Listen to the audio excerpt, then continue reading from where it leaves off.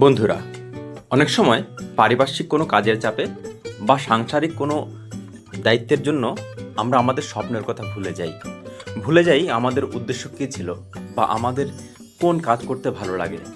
অনেক সময় পরিবারের যেটা প্রয়োজন তার জন্য আমাদের অনেক কিছু উৎসর্গ করে দিতে হয়, ভুলে যেতে হয় আমাদের কি করা ছিল। তখন আমাদের মনে যা আসে সেটা করতে পারি না, একটা দায়বদ্ধতা চলে আসে। একবার এক ছোট গ্রামে তন্ময় নামের এক ছেলে ছিল। ছোট থেকেই সে আঁকাআঁকিতে খুব ভালো ছিল।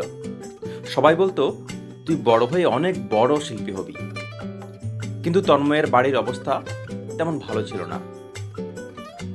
বাবা ছিলেন দিনমজুর, মা কোনো রকমের সংসার চালাতেন বাবার সে ইনকামে। তাই দশম শ্রেণীর পর থেকে তন্ময়কে কাজ করতে হতো বিভিন্ন জায়গাতে।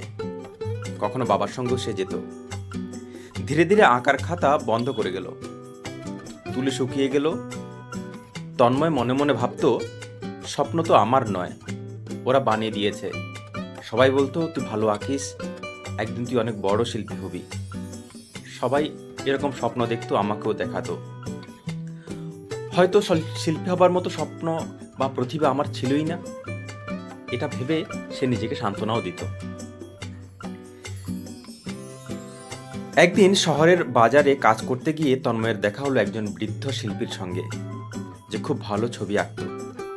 তিনি রাস্তার পাশে বসে ছবি আঁকছিলেন। তন্ময় দাঁড়িয়ে তার ছবি দেখছিল। তখন বৃদ্ধ বুঝলো ছবি আঁকার প্রতি ছেলেটার একটু ইন্টারেস্ট আছে। বৃদ্ধ তখন মাথা তুলে তাকে বলল, কি ছেলে, ছবি পছন্দ হলো?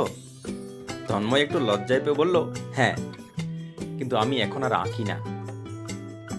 বৃদ্ধ তখন বুঝতে পারল সে তন্ময় একসময় আঁকাআঁকি করত। তখন সে জিজ্ঞাসা করলো, কেন? হাতে তুলি ধরতে না পারলে কি মানুষ ভুলে যায় আঁকতে?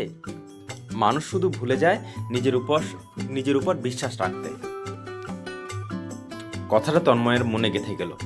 সে সেদিন বাড়ি ফিরে পুরনো খাতা বের করলো। সেগুলো ছিল ধুলো ও মাকড়সার জালে ভর্তি। যেরকম আমাদের সব বাড়িতে এরকম থাকে। আমাদের পুরনো জিনিসগুলো যদি আমরা এইভাবে রেখে দিই নিজের স্বপ্নটাকে, তখন সেখানে ধুলো পড়ে যায়, মাকড়সার জাল করে। তখন সেই তন্ময় সেগুলো বের করে আঁকতে শুরু করলো। প্রথম দিন আঁকা একটু এলোমেলো হয়েছিল। দ্বিতীয় দিন আবার রং মেশালো, রং মিশলো না। তৃতীয় দিন আবার খাতায় দাগ কাটা ছাড়া কিছুই হলো না। কিন্তু সে চেষ্টা করতে লাগলো, থামলো না। একদিন বাজারে সেই খাতাগুলো নিয়ে সে গেল। লজ্জা পেয়েও কয়েকটা দোকানে দেখালো। বেশিরভাগই বলল, অঙ্কন ভালো, কিন্তু এখন কেউ হাতে আঁকা পোস্টার নেয় না। তন্ময় কথাটা শুনে ভেঙে পড়ল, কিন্তু হাল ছাড়ল না। সে নিজের আঁকা দিয়ে ছোট্ট একটি অনলাইন পেজ খুলল। স্মার্টফোন ধার করে ছবি তুলল। রাতের লাইট নিভে গেলে কেরোসিন ল্যাম্পে বসে রং করত, ছবি আঁকত। ধীরে ধীরে দু একজন তার কাজ কিনতে শুরু করলো। কয়েক মাস পর একটি স্থানীয় প্রদর্শনীতে তন্ময়ের 3টি ছবির জায়গা হলো। উদ্বোধনের দিন সেই বৃদ্ধ শিল্পীও হাজির ছিল সেখানে। তন্ময়ের চোখ ভিজে গেল তন্ময়ের। তখন তাকে বলল, আপনি সেদিন যদি কথাটা না বলতেন, আমি আর এই কাজ শুরুই করতে পারতাম না। বৃদ্ধ তখন হেসে বলল, মাটির নিচে চাপা পড়ে থাকা স্বপ্নকে উঁকি দিতে হলে একটু সাহস লাগে। তুমি সেই সাহস দেখিয়েছ। আজ তন্ময় নিজের ছোট্ট স্টুডিও চালায়। সে জানে সংঘর্ষ ছাড়া সাফল্য হয় না। আর স্বপ্ন বাঁচে শুধু তখনই যখন মানুষ নিজেকে সুযোগ দেয়। বন্ধুরা, যে স্বপ্নটাকে আমরা ফেলে রাখি সেটাই একদিন হয়তো আমাদের শক্তি হয়ে ফিরে আসতে পারে, যদি আমরা হাল না ছাড়ি। শুরু ছোট্ট হলেও যাত্রাই সবসময় সবচেয়ে বড় শক্তি। তাই বন্ধুরা, নিজেদের স্বপ্নকে কখনো দমিয়ে রাখতে নেই।